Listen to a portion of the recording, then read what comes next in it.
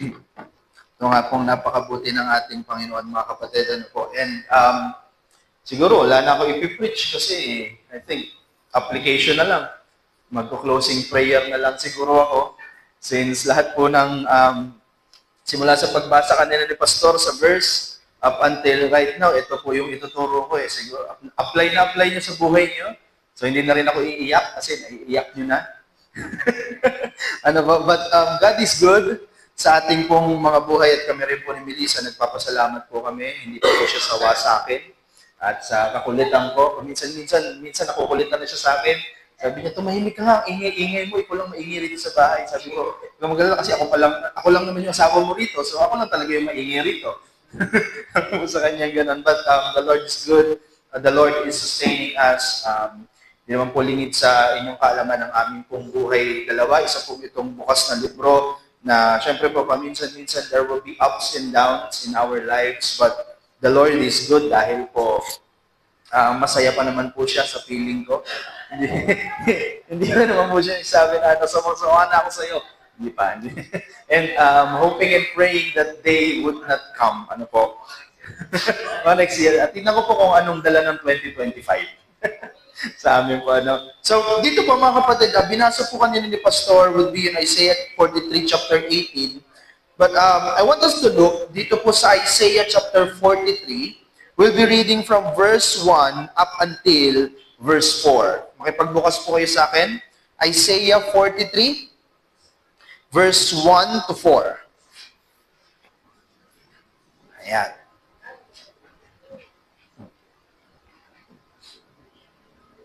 Ayan po, kung nandyan na po kayo, follow me with your eyes. Sabi po dito, "But now, O Jacob, listen to the Lord who created you. O Israel, the one who formed you says, do not be afraid, for I have ransomed you. I have called you by your name. You are mine. When you go through deep waters, I will be with you. When you go through rivers of difficulty, you will not drown. When you walk through the fire of oppression, you will not be burned up. The flames will not consume you. For I am the Lord your God, the Holy One of Israel, your Savior. I gave Egypt as a ransom for your freedom. I gave Ethiopia and Seba in your place. Others were given in exchange for you. I traded their lives for yours. Because you are precious to me, you are honored, and I love you." Let us all pray. Holy Lord, we thank you for today, Panginoon. Lord, salamat sa iyo pong presensya. Salamat, Lord, dahil patuloy ka na gumagawa po sa aming mga buhay. Father, thank you for all the testimonies that we have heard. May this encourage each and every one of us. At ngayon, Panginoon, sa aming pong pag-aaral ng iyong salita, O God, the Holy Spirit, we ask for your illumination. We ask that you pierce this through our hearts. Na sa aming pong paglakad ngayon, sa pagpasok ng year 2025, ikaw po ang mauna sa aming buhay. Alam po namin, Panginoon, na ang plano mo ang siyang masusunod. But Lord, we ask and we pray that you will be able to guide us, Panginoon, sa iyo pong dakilang plano. Lord, salamat po sa buhay ng bawat isang nandirito. Patuloy, O Diyos, na kami po'y namamanik sa iyo pong paanan. Napakalinisin mo po kami sa lahat ng aming pong mga kasalanan, Panginoon. If you see us, Panginoon, that there are sins in our hearts, Father, cleanse us. Blot out our transgressions, O Lord. At patuloy, Panginoon, na hayaan mong maintindihan po namin ang iyong salita ngayon. We thank you, Father. We love you. In Jesus' name we pray. Amen. Amen. So dito po, mga kapatid, in the book of Isaiah chapter 43, ito na po yung time na kung saan si Lord po is nagpa-promise na po siya ng restoration sa Israel. Remember, the Israelites in this time were being exiled.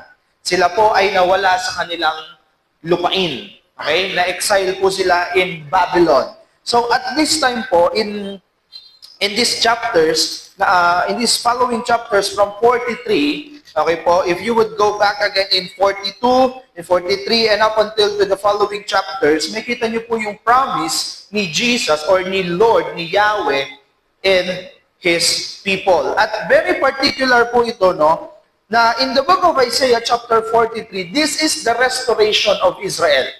Ito na po ay kung saan i-restore ng Panginoon yung Israel at kung saan sila talaga nararapat. Kaya nga sabi niya in verse 18, which is very familiar with all of us, sabi niya, do not remember the past events. Pay no attention to things of old. Kaya nga po yung kaninang binasa ni Pastor, sabi po doon, look, I am about to do something new. Even now it is coming, do you not see it? Indeed, I will make a way in the wilderness and rivers in the desert. Kasi po bakit? Kasi po ang promise ng Panginoon sa mga Israelita is not being them glorified. Hindi po. Ang promise po ng Panginoon is Him keeping His covenant from the time of Abraham. Okay po? Kasi po, si Lord, pagka nakipag-covenant po siya, when He comes in a relationship sa kanya pong, sa mga tao or sa atin po, even though we are unfaithful, He is faithful. Even though hindi mo ginawa yung side mo, gagawin niya yung side niya. Pero of course, there will be consequences if you not obeying the will of God. Pero definitely, gagawin ni Lord yung kanya pong mga ipinangako. Lalo na po sa kanyang bayang pinili. So dito po mga kapatid, this letter is not about us. This is a narrative, this is the history of the Israel. Okay po? Yung kanya pong piniling bayan. Pero we can learn something in this. Ano po? At sabi ko nga po sa inyo, mabilis lang po ito dahil preach nyo na rin naman yung mga dapat kong i-preach. Ano po? So, I have 3 things for you na makikita po natin dito that we could apply in our lives as we enter 2025. Ano po? Huwag niyo na po masyadong alalahanin yung mga nangyari na 2024. Diba? Bakit po? 2024 is on the past. Diba? Hindi nga natin alam kung yung, diba, noong December 31, meron ngang parang meme sa Facebook na hindi natin alam ano ba yung January. Next year ba o next week? Diba? So, may mga ganun tayong mga jokes. Pero, the thing is that, whatever we have done in 2024, you cannot go back and change it. Whatever we will be doing in 2025 is the thing that what matters most. Okay po? So makikita po ninyo, no, na in this year or in this time na kung saan po papasok tayo sa bagong taon, okay po, gusto ko pong titlean po ito ng New Year, No Fear. New Year, No Fear. Bakit? Wag mo na po yung New Year, New Me. Ano na yan? New Year, no fear. Bakit? Kasi di ba tayong mga tao, takot tayo lagi. Ano po ba ang bagay sa mundong ito na constant? Yung laging nangyayari. Change. Di ba? Change is inevitable. Ibig sabihin po, change will always come around us. Kahit ayaw po natin, sa ayaw natin at sa hindi, may magbabago. Okay po? Kahit sabi nila ng birthday mo, huwag kang magbago, huwag kang mag-alala, the next birthday mo, may pagbabago na mangyayari sa'yo. Po, change is always all around us. And change is constant. It is a fearful thing. Di ba? Nakakatakot yung change. Nakakatakot po na merong magbago sa takbo ng buhay mo. Sa routine na ginagawa mo, di ba nakakainis nga pagka yung routine mo, hindi ko po alam sa mga nanay, siguro evident to, di ba na, ang gagawin mo, pag-isip mo sa umaga, magliligpit ka, pero pag, alam mo, may humarang dun sa gusto mong gawin, di ba nakakairita na parang, dapat, maglalaba dapat ako ngayon eh. Di ba? Pero dapat, ito yung nangyari, di ba po? So, there will always be change in our life. Okay po? There will always be change in our life. Kaya po, ang title natin is New Year, No Fear. Kasi papasok po tayo in New Year without the fear of what we are afraid in 2024. Okay? So mga kapatid, is a call for us to change. Okay? Do not fear change. Bakit po? Kasi po meron akong 3 puntos ngayong umaga po na definitely ma-encourage nawa kayo dito po. Okay? So number 1, gusto ko pong makita ninyo that Yahweh is our God and He will never change. Yan. Ulitin po. Yahweh is our God and He will never change. In the book of Isaiah, chapter 43, verse 1, stay with me on chapter 43. Now, sabi po rito, but now, O Jacob, listen to the Lord who created you. This is God speaking. This is Yahweh speaking. Sabi niya po, but now, O Jacob, Israel, sabi niya, listen to the Lord who created you. O Israel, the one who formed you says, do not be afraid, for I have ransomed you, I have called you by name, you are mine.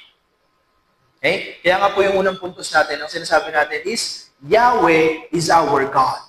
Okay? Bakit? Kasi Yahweh should be your God when you believe that Yahweh is your God. Okay po? The same God that helped the Israelites is the same God that we are serving right now. Kaya nga, if there will be someone that never changed, it is God. Kasi po, isa po sa mga attributes niya yun. We call that the immutability of God. Okay po? So kung gusto niyo medyo fancy yung tunog, di ba? My God is immutable. Ayan, medyo classy tignan. Di ba? Kahit 2025 na, medyo classy ka pa din dapat. Okay po? So the immutability of God, the unchangingness of God. Okay po? Tayo, nagpapalit tayo ng taon, nagpapalit tayo ng ugali, nagbabago yung mga gusto natin gawin, di ba? Dating kulay na gusto mo, blue, ngayon orange, ngayon neon green. Di ba alam kung sino may favorite ng neon green, ha? Pero, di ba, kung gusto mo, neon orange. Ganun po, nakitang-kita ka sa daanan kung neon orange ang gusto mong kulay. So we change. But God would never change. Yun po yung gusto kong malaman ninyo or makita ninyo in the book of Isaiah chapter 43 verse 1. And the command is to not be afraid. Kaya nga po sabi niya doon, no? But now, O Jacob, listen to the Lord who created you. O Israel, the one who formed you says, do not be afraid. Okay? Hindi po ito suggestion, hindi po ito isang option, ito po ay isang command na huwag kang matakot. Bakit daw po? Sabi po dito ni Yahweh sa mga Israel, sa mga Israelites, for I have ransomed you. Diba? I have called you by name. You are mine. Okay? So in this year 2025, let us start our new year filled with hope and trust in God. Diba na hindi ako matatakot sa change. Hindi ako matatakot sa kung anong kakaharapin ko ng 2025. Bakit? Kasi I know that the God that I am serving in 2024 is the same God that I will be serving in 2025. So, hindi ako matatakot. Bakit? Kasi He's not changing. Meron kang kasi if you would set your mind na hindi nagbabago ang Panginoon, hindi ka matatakot hala. Baka mamaya talikuran ako ni God. Hindi po. Bakit? Kasi maging 2025 man, maging 20 million 2025 man, hindi po magbabago ang Panginoon. He's the same God in each and every year. He's the same God in each and every time. Okay po? So I want us to learn that God will never change. And if you are a believer in 2024, mga kapatid, stay a believer in 2025. Okay? If you hold on to God, tandaan nyo, if you hold on to God in 2024, hold on to Him in 2025. Di ba? Binuhay ka ng Diyos hanggang 2025, di ba? Hindi mo man lubos maisip, grabe. Ang layo na narating ko. Diba? Pinanganak yung iba dito. Kami, 1998. Diba? Kung iisipin mo, God's faithfulness, we do not deserve it, pero ang haba na. Diba? Magte-27 na kami ngayong year. Diba? Paano pa yung mga, hindi ko na pa sabihin, mga pinanganak ng 19. 19 na lang, 19, di ba? Yung mga pinanganak ng 1900s, yan. 70s, di ba? Di ba po? So, di ba, God has been faithful to you. You're still alive, you're breathing, di ba? May mga times na hindi mo alam kung anong gagawin mo sa buhay, pero right now, you are here. Di ba, narinig ko sa mga testimony niyo kanina, ang daming nangyari sa buhay ninyo. Sa sobrang dami ko narinig, di ko na nga maisip kung ano yung mga, ninyo, di ba? Pero what happened is that God is so faithful to you that He gave you the opportunity to be able to tell what happened to you up until this moment. Di ba po? So that's one of the blessings ng ating pong Panginoon para po sa ating lahat. And the same God that Israel has is the same God that we have. Di ba? Narinig ko kanina, di ba? The God of Abraham, Isaac, and Jacob is the God that we are still serving today. Huwag kayong matakot. The God that I'm serving today is Yahweh. He is Jehovah. He is the God of Isaac, Abraham, and Jacob. If He's faithful then, He's gonna be faithful now. Okay po? God will still be God no matter what year it is. Okay?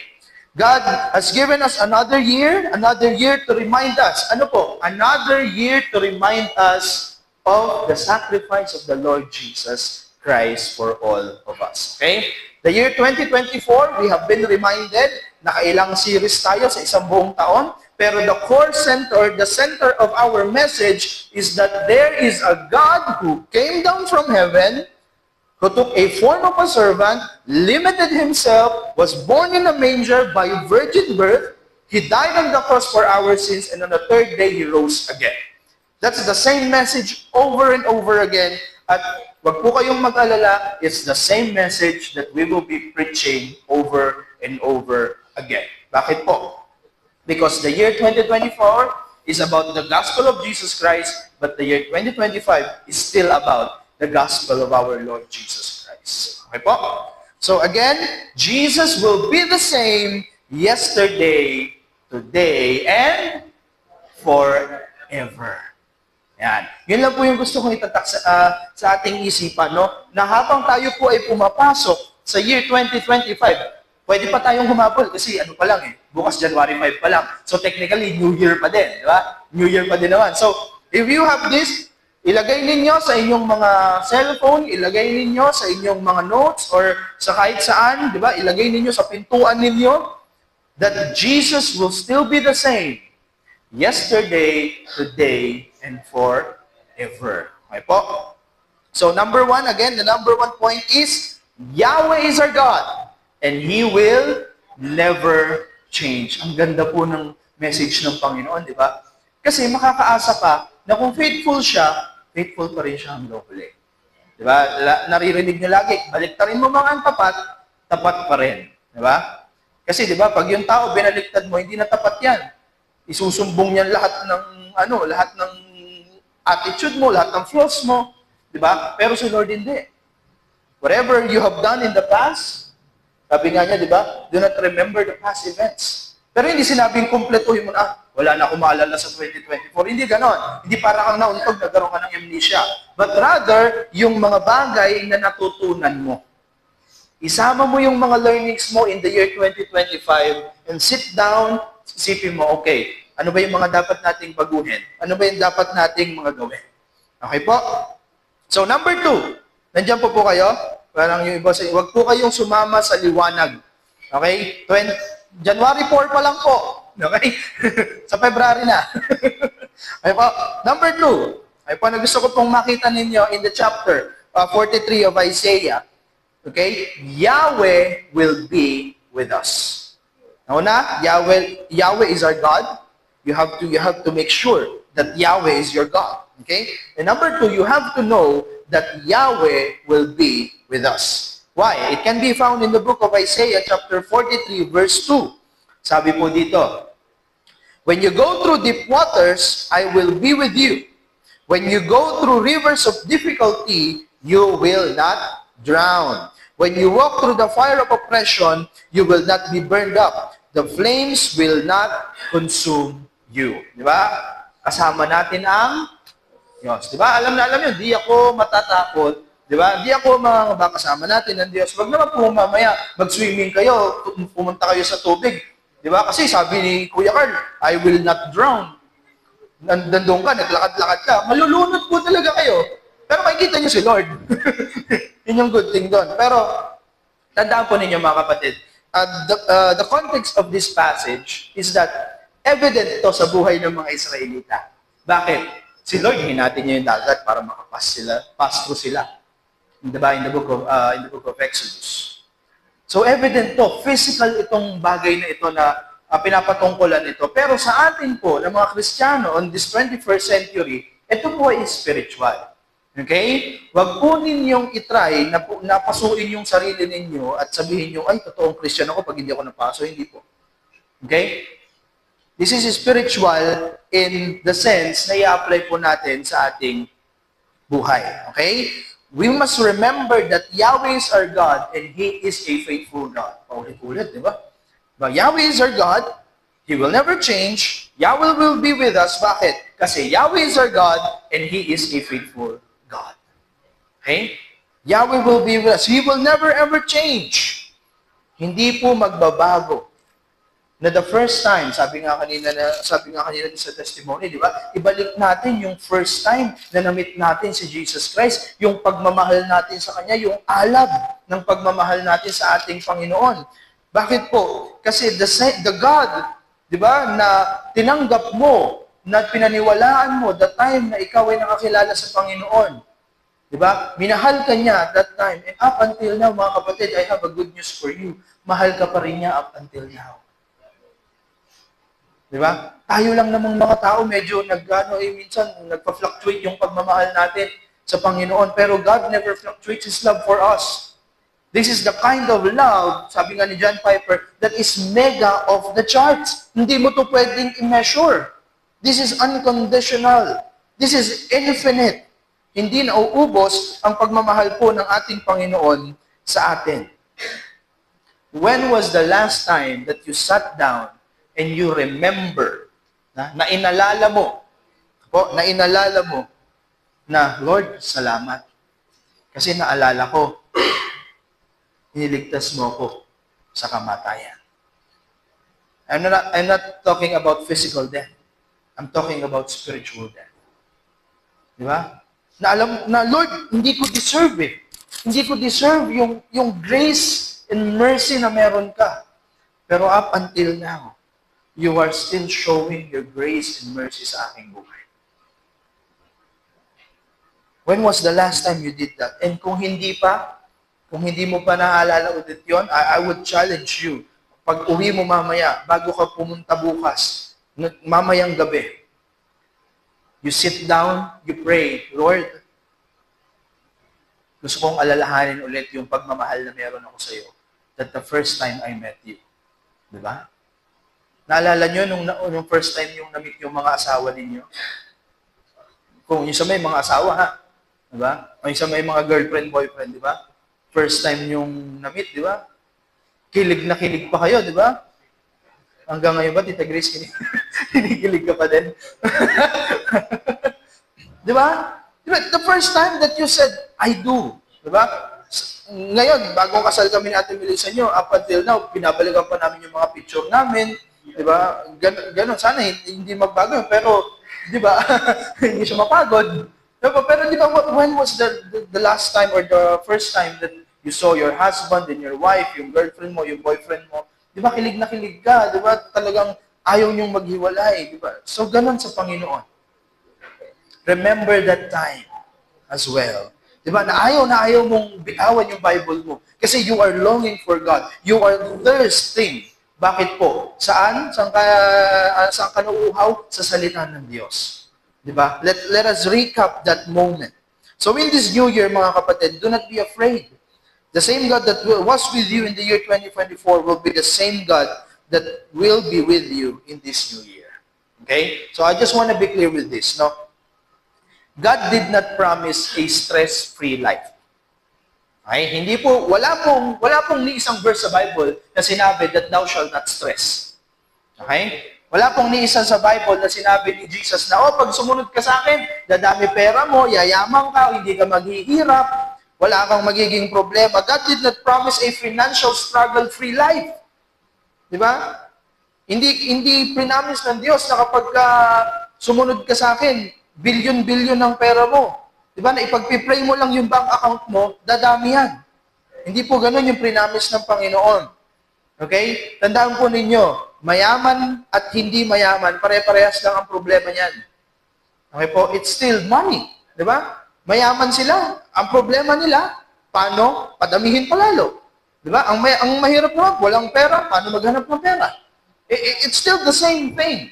Kaya nga sabi ng Ecclesiastes, di ba? There is nothing new under the sun. It's the same struggle that they have before and the same struggle that we have now. And God did not promise, or Jesus did not promise, that it will be what? An easy life. Okay? But ano po yung promise niya? Isa lang naman po yung promise niya. that He will never leave us nor forsake us. That while you are going through the struggles of this life, while you are going through pain, through suffering, through changes, God will be with you. Hindi niya po prinamis na pagka naging believer ka, wala ka ng problema. Hindi po, mas marami nga, di ba? Sabi, di ba, I came to give you abundant life. May joke nga dun, di ba? Abundant, abundant utang, abundant struggles, abundant problema. Di ba? Kasi bakit? Nung hindi ka pa nakilala sa Panginoon, wala ka pang sense of di ba? Parang, it's life, ganun talaga. Di ba? Parang feeling mo, ang masyadong mahaba yung patience mo nung hindi ka pa nakilala sa Panginoon. Pero nung nakilala ka ng Panginoon, nakakilala ka sa Panginoon, parang kumiksik. No? Ano ba yan? Puro na lang problema, puro na lang pera, lahat na lang na makita mo sa daanan, sila lahat problema, ganito, ganyan, di ba? Why? Kasi yun nga po yung pinag-uusapan namin ni Melissa nung nakaraan, just to share with you.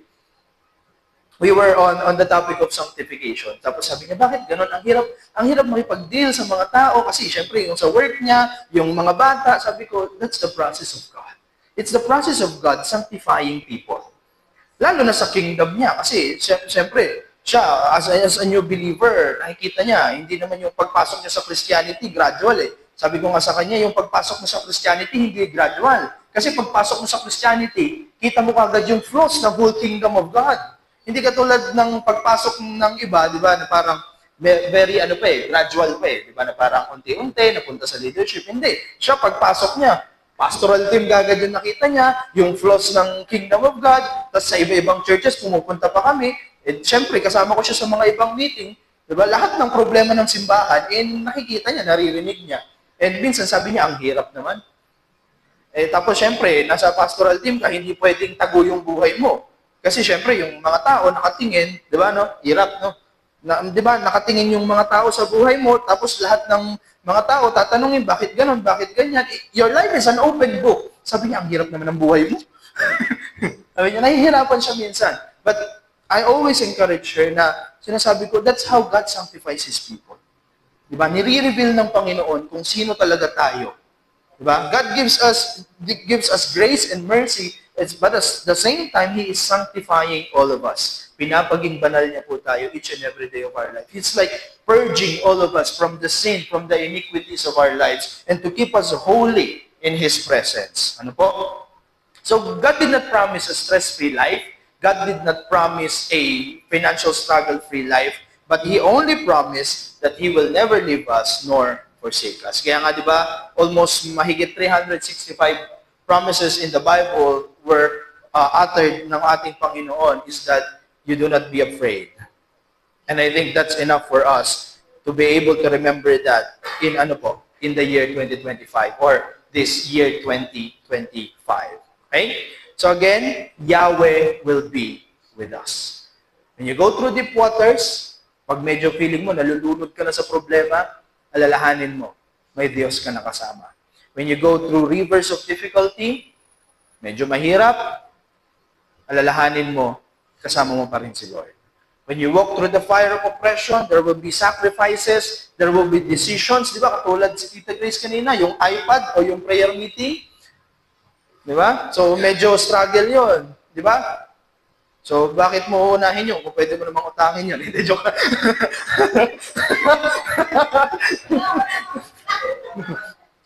Di ba? So, may mga decisions tayo sa buhay na we have to sacrifice something. Ano po? So, God will be with us no matter what. Okay? We just have to make sure na alalahanin po natin yun na God is always with us. Kaya nga, di ba, we ended na nakaraang linggo po, we ended our December topic with God is always with us. And is right now, God is reminding us that He will always be with us. Okay po? And the third one that I want you to understand is that Yahweh loves His church. Yahweh loves His church. In the book of Isaiah, chapter 43, verse 3 to 4, makikita niyo po dyan. Ano pong sabi dyan? For I am the Lord your God, the Holy One of Israel, and your Savior. I have given Egypt as a ransom for you, Cush and Seba in your place, because you are precious in my sight, and honored, and I love you. I will give people in exchange for you, and nations instead of your life. Mga kapatid, God loves Israel so much. Alam po natin yun dahil piniling bayan po sila ng Panginoon. And the kind of love that God has given them is so unconditional. It's so amazing. Kung mapapansin niyo po, in the whole book of the Old Testament, di ba, time after time, dinidisiplina ng Panginoon ang Israel, magpo-fall sila, magkakasala sila, didisiplinahin sila ng Panginoon, ipapaalala ng Diyos yung kanyang pagmamahal, magpo-fall na naman sila, didisiplinahin na naman sila ng Diyos, pero ipapaalala na naman ni Lord na kung gaano niya kamahal ng Israel. And it's the same thing, it's the same pattern with us, His church. Nandaan po ninyo, hindi po ito yung building, but we, as the called out ones, we are the ones who was set apart from this world. Sino po yung church ng ating Panginoon? Diba? Ito po ay yung mga tao na nasa loob ng katawan ng Diyos or in the kingdom of God. He also loves His church and has given Himself up for her. Sabi po dun sa verse, God had given up things for Egypt because Israel is precious to Him.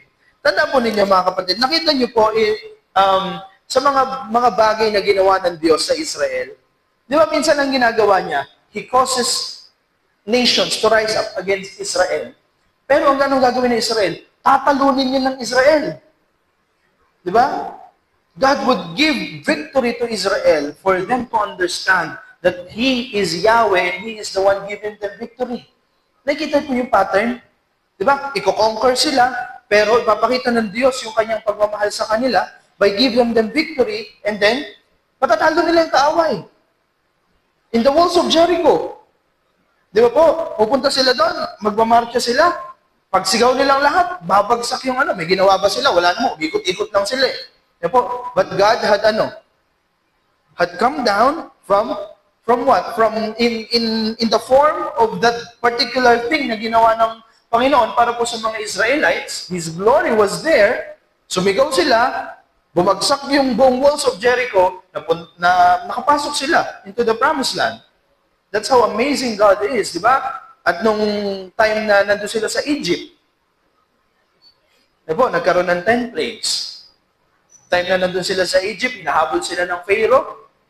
Anong ginawa ni Lord? Hinati ni Lord yung dagat. Nagkaroon pa ng pillar of fire para protectionan sila. Time and time again, God displays His love for the Israel people. And up until now, God is displaying His love for the people of Israel. Nag-uusap nga kami minsan ni Melissa, sabi ko, ang tindi ng proteksyon ng Diyos sa Israel, no? Bakit? Kasi pag Israel yung nambomba, parang nakatalikod lahat ng bansa. Di ba? Walang headlines, wala masyadong usapan, pero pag Israel yung binomba, lahat ng Kristiyano nagpipray, di ba? Lahat ng bansa nagkukumahog, anong suporta yung pwede nating ibigay sa Israel? Di ba po? So, di ba napapansin niyo yun? Kasi nag-observe kaming dalawa niyo, sabi niya, ba't ganun, no? Parang center of attention lagi yung Israel. Parang laging special mention. Kasi nga sabi ko, kasi nga sila piniling bayan ng Diyos. And the protection of God is always there with them. Diba? It may seem unfair for us. Di ba? Bakit? Kasi inisip natin, grabe naman si Lord, may pinili siyang bayan. Pero ito yung covenant niya sa kanila eh. Di ba? That from thousands and thousands of generations, He will protect them and He will be their God. Diba? So it may seem unfair for all of us, pero hindi. God is doing His part in His covenant with Abraham. And up until now, pinufulfill ng Lord yung covenant niya sa Israel. And when you entered doon po sa time, mga kapatid, just to end with this, just to make sense of it all, when you entered into a relationship sa Panginoon, you did not enter a contract relationship. You entered a covenant relationship. Diba po? When you entered sa relationship sa Panginoon, it is a covenant. Whether you do your part or whether you do not do your part, it's up to you. Pero God will always do His part. Nung nakaraan po, nanonood kami ng The Forge kasi sabi nila, Pastor, tsaka nila Mami Cynthia, lahat ng BFF, maganda daw yung The Forge. And one thing I learned from there, meron pong isang lalaki doon, nagpipray siya, yung main character, nagpipray siya, sabi niya, Lord, anong kailangan kong tanggalin para walang hindrance sa paglilingkod ko sa iyo? And then, nakita niya yung kanyang PlayStation. Nakita niya yung PlayStation niya kasi addict siya dun sa paglalaro ng games eh. Nakita niya yung PlayStation niya. And then sabi niya, hindi pwede ito eh. Hindi. Huwag ganon. Sabi niya, gumagano siya sa room, huwag ganon, Lord, huwag ganon. Sabi niya ganon. Pero po, one thing ay nakita ko doon, tapos tumigil siya. Tapos sabi niya, it's either you are Lord or you are not. Walang in between. And I realized that sabi ko, oo nga, no? Meron mga bagay sa buhay natin na paminsan-minsan kailangan natin i-give up para sa Panginoon. I don't know what it is, it's to you, pero hindi ko po alam kung ano yung mga pinagdadaanan ninyo or yung mga learnings nyo sa Panginoon, pero may mga times talaga na meron kang dapat bitawan. Why? Because it's Him being Lord or it's Him being not. When you entered into the relationship with you or with God and you, when you entered in that relationship, it's either Him being Lord of your life or Him being not. Di ba? Lagi natin narinig, partial obedience is still disobedience. Kaya nga bakit? Kasi it's Him being Lord or it's Him being not. So when you entered into that covenant, when you say, Lord, Ikaw na ang Panginoon ng aking buhay. It's not an easy. Napakadelikado po nun. Sabi ng Book of Hebrews, it is a fearful thing to fall into the hands of the living God. Bakit po? Kasi when you said, Lord, Ikaw na ang buhay ko, Ikaw na ang Diyos ng aking buhay, you gotta be prepared. Because God will make sure that He will be the God of your life. No matter how hard it is. No matter how hard it is, na mga kapatid, na pinagdadaanan natin. And it's the same thing with His church. He loves His church. He loves each and every one of us. So kung makita niyo po yung salvation ni God sa Israel, it's the same thing that Jesus Christ has done for all of us. Di ba po? He was on the cross, thinking about each and every one of us. He was there. Lahat ng ating kasalanan, lahat ng ating imperfections, lahat ng ating suffering, pain, He took it all. And then He said, it is finished. And on the third day, He rose again. He gave up Himself for the church. So again, mga kapatid, I want you to be reminded that first, God is our Yahweh and He will never change. Yahweh will always be with us. And Yahweh will always love His church. Tandaan po ninyo, mga kapatid, Christianity is not about remember, when we pray later on, sa ating pong pagpipray mamaya, when we say, Our Father who art in heaven, hallowed be your name, your kingdom come, your will be done on earth as it is in heaven. Akala nung iba, it is something na, Lord, sige, pagpipray ko, hindi po yun, delikado po yung verse na yun. Bakit po? Kasi you're actually telling God to be God. Diba? Our Father who art in heaven, hallowed be your name. The word hallowed there, it's actually you. Diba? It's you telling God, Lord, have your way in my life. This is me. Strip off me of myself and be the God of my life. Diba? Kaya kung pag-aaralan niyo po ng mas malalim, when you pray, it's not about your glory. It's about His glory. When you pray, Lord, let your will be done. When you tell that to God, Lord, let your will be done, you're actually saying, Lord, tanggalin mo lahat ng desires ko. Tanggalin mo lahat ng anumang gusto ko sa buhay. Lahat ng pangarap ko, Lord. I don't care about it. I'm only caring about your glory. Di ba? Yun po yung sinasabi natin when we pray sa ating Panginoon. Okay? So let us make sure later on that when we pray, we'll always be reminded that He is holy, that He loves us, and He will always be with us. Let's pray. Ama naming Diyos na makapangyarihan sa lahat, salamat, Panginoon, for this day that You have given us. Lord, as we conclude our prayer and fasting with prayer later on, ipaalala mo po sa amin, Panginoon, Ikaw ay banal. Ikaw ay tapat. Mahal mo kami, Panginoon. Pero Lord, hayaan mo na may angkla po namin ang lahat na bagay na sa amin po, Panginoon, into Your will. Father, as hard as we can say, Panginoon, but Lord, let your will be done sa aming pong mga buhay. Hindi po namin gusto, Panginoon, ang aming mga sariling kalooban. Dahil po alam po namin na ang end po nito ay kapahamakan lamang, Panginoon. But Lord, we want your perfect plan. We want your perfect will. We want your will to override our will, Panginoon. So that can be reminded that you are our God. You will always be with us and you love your church. We thank you, Father, for your word. I entrust this to you, O God, the Holy Spirit, that you pierce this through the hearts of your servants today. In Jesus' name we pray. Amen.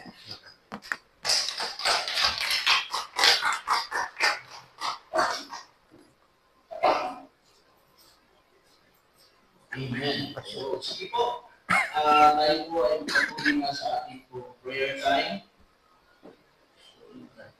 4, 6, okay. So, ang gagawin po natin sa ating po prayer time, magkakaroon po natin ng group prayer lahat po tayo mag-pray sa kasama po natin pag-pray